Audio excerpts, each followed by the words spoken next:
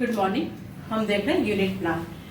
Unit plan के अंतर्गत मैंने कहा था कि जो शिक्षण के उद्देश्य मैं आपको नेक्स्ट वीडियो में बताऊंगी। यूनिट प्लान हमारा पूरा हो चुका है।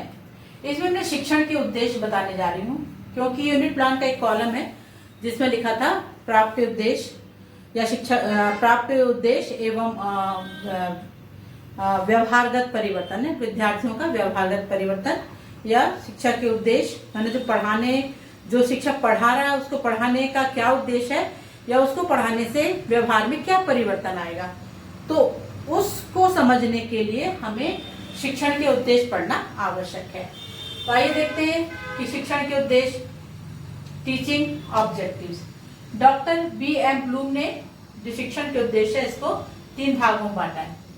ज्ञानात्मक प्राप्ति उद्देश्य, कॉग्निटिव ऑब्जेक्टिव्स, भावात्मक प्राप्ति उद्देश्य, अफेक्टिव ऑब्जेक्टिव्स, मनोशारीरिक या क्रियात्मक उद्देश्य, साइकोमोटर ऑब्जेक्टिव्स। तो जो पहला है ज्ञानात्मक प्राप्ति उद्देश्य। ज्ञानात्मक प्राप्ति उद्देश्य मतलब कॉग्निटिव ऑब्जेक्टिव, ज्ञान प्रदान करना।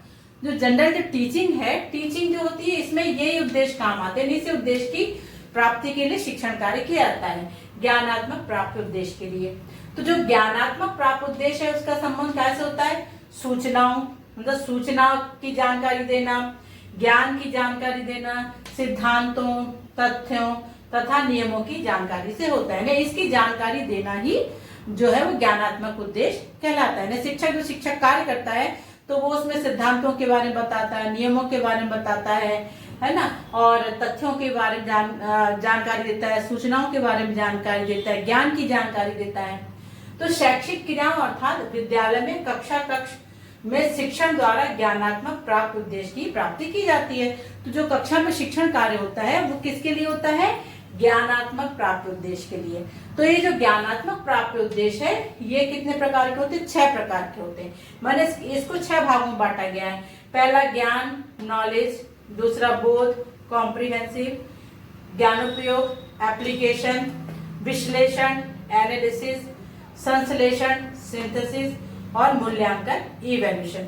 यानी ये जो 6 पॉइंट हैं इन्हीं के आधार पर शिक्षक के उद्देश्य निर्धारित होते हैं। शिक्षक लिखता है कि विद्यार्थी को इसका ज्ञान प्राप्त होगा, विद्यार्थी इसमें अंतर कर सकेंगे, विद्यार्थी संश्लेषण कर सकेंगे, विद्यार्थी विश्लेषण कर सकेंगे। ये कब लिखेगा? ये जो आप पाठ्य वस्तु पढ़ा रहे हैं, पाठ्य वस्तु की प्रकृति के नेचर के हिसाब से आप शिक्षक के उद्देश्य वहां पर लिखेंगे कि आपकी पाठ्य वस्तु क्या है और इस पाठ्य वस्तु को पढ़ाने से किस प्रकार का परिवर्तन आएगा या इस पाठ्य वस्तु को पढ़ाने से किस प्रकार के शैक्षिक उद्देश्यों की प्राप्ति होगी। तो इसके आधार पर ही शैक्षिक उद्देश्यों की प्राप्ति होती है। तो हम देखेंगे कि ज्ञान क्या है, ज्ञान के अंदर क्या बातें आती हैं, बोध के अंदर क्या बातें आती हैं। इन 6 बिंदुओं का अध्ययन हम आगे करते हैं। तो आइए देखते हैं इनका अध्ययन कैसे किया जाता है, इनके अंदर क्या क्या बातें आती हैं। तो ज्ञान हम देख रहे हैं कि ज्ञानात्मक प्राप्ति उद्देश्य, तो उसमें जो 6 बिंदु बताए थे उसमें हम देखते हैं ज्ञान एंड नॉलेज। नॉलेज में क्या बातें आती हैं? वैज्ञानिक तथ्यों, शब्दों, नियमों तथा सिद्धांतों का ज्ञान प्रदान करना। यानी शिक्षक जब पढ़ाता है तो वो लिखेगा किसी वैज्ञानिक तथ्यों, कोई शब्दों, नियमों, सिद्धांतों और भी जो विषय वस्तु की जानकारी है वो ज्ञान के अंतर्गत होगा। तो उसके शिक्षक क्या लिखे? शिक्षक उद्देश्य में विद्यार्थियों को इस बात की जानकारी दी जाएगी या इस विषय का ज्ञान दिया जाएगा, तो इस प्रकार वो लिखेगा। तो इस जो ज्ञान के अंतर्गत है तो उसमें ये बातें इन चीजों का ज्ञान प्रदान किया जाता है। विद्यार्थी को विशिष्ट तथ्यों का ज्ञान देना, साधनों तथा स्रोतों का ज्ञान देना, मौलिक तथा अमूर्त तथ्यों का ज्ञान देना। ये 3 विशिष्ट बातें हैं जो ज्ञानात्मक के अंतर्गत, जो पहला बिंदु नॉलेज, उसके अंदर शिक्षक विद्यार्थियों को प्रदान करता है। तो लिखेगा उसमें कि विद्यार्थियों को इन विशिष्ट तथ्यों की जानकारी प्राप्त होगी, विद्यार्थियों को स्रोतों की जानकारी प्राप्त होगी, विद्यार्थी मौलिक तथा अमूर्त तथ्यों के बारे में जानकारी प्राप्त कर सकेंगे। इस प्रकार के वो उद्देश्य बना के वहां पर लिखेगा।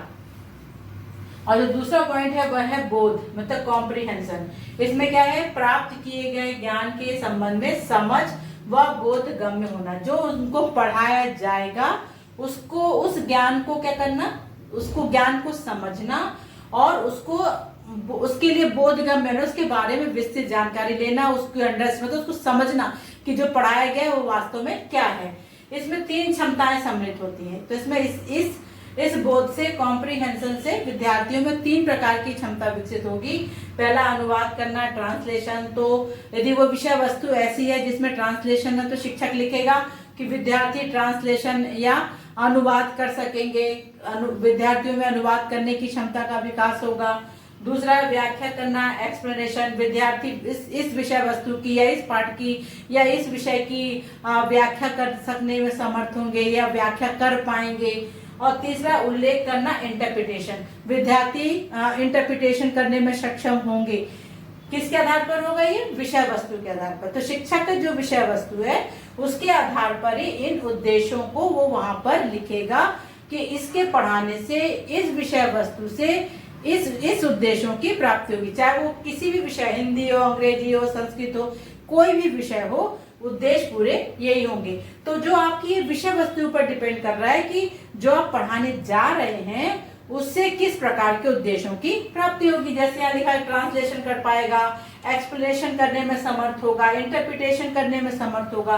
तो ये पाठ्य वस्तु की प्रकृति पर निर्भर करेगा कि हम जो पढ़ा रहे हैं उससे किस प्रकार के उद्देश्य प्राप्त होंगे। अब तीसरा है ज्ञानोपयोग, एप्लीकेशन। इसमें क्या है? सीखे गए ज्ञान का नवीन या विभिन्न परिस्थितियों में प्रयोग करना है। विद्यार्थी को जो पढ़ाया गया है, जो यहाँ पर उसको ज्ञान प्रदान किया गया है, जो नई नई बातें हैं उसने अभी सीखी है, उस सीखे हुए ज्ञान को वो विभिन्न परिस्थितियों में किस प्रकार प्रयोग करता है, नवीन परिस्थितियों में किस प्रकार प्रयोग करता है, इसके बारे में दिया जाता है। जैसे सामान्यीकरण करना, तो लिखेगा शिक्षक विद्यार्थियों को ये पढ़ाने के बाद वो इस विषय को लेकर सामान्यीकरण कर सकेंगे। फिर निदान करना, डायग्नोसिस, वो डायग्नोसिस कर सकेंगे। और प्रयोग करना, एप्लीकेशन है ना, वो प्रयोग कर सकेंगे अपने जीवन में। तो ये क्या है? किसके आधार पर है? विषय वस्तु के आधार पर। आपकी जैसी विषय वस्तु है ना, शिक्षक की जैसी विषय वस्तु होगी, उस विषय वस्तु को ध्यान में रखकर शिक्षक ये उद्देश्य वहां पर लिखेगा। शिक्षक ये लिखेगा कि इस विषय वस्तु पढ़ाने से विद्यार्थियों में इस उद्देश्यों की प्राप्ति होगी, इस क्षमता का विकास होगा, इसका ज्ञान प्राप्त होगा। तो ये डिपेंड करेगा विषय वस्तु के ऊपर। अब आज बस यहीं तक। जो चौथा, पांचवा, छठवा है, इन 3 बिंदुओं को लेकर हम आएंगे अगले वीडियो में। तो बने रहिए मेरे साथ, देखते हैं अगले वीडियो में आगे के 3 बिंदु। तो थैंक यू, मिलते हैं, धन्यवाद।